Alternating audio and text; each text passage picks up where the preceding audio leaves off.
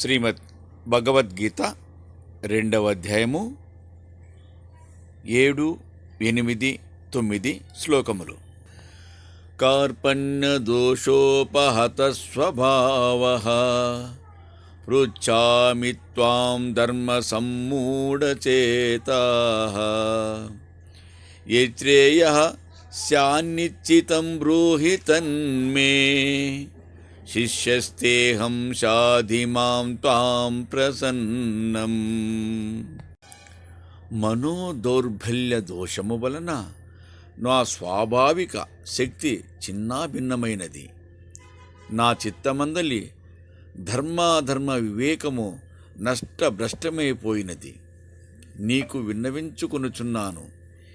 ఏది నాకు మేలో దానిని ఖచ్చితముగా చెప్పుము. నేను నీకు శిష్యుడను. శరణాగతునికి హితమును ఆదేశింపుము.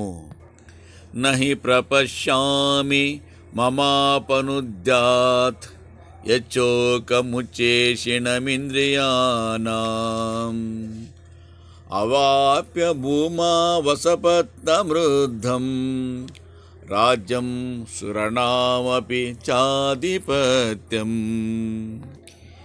ఎదురులేని చక్రవర్తి పదవి లభించినను, సురలోక సామ్రాజ్యము దొరికినను, ఇప్పుడు నా సర్వేంద్రియములను వేపి తినుచున్న ఈ దుఃఖము చల్లారునగుట కల్లా. సంజయ ఉవాచ ఏవముక్తా హృషీకేశం గుడాకేశః పరంతపః నయోచ్య ఇతి గోవిందం ఉక్త్వా తూష్ణీం బభూవః.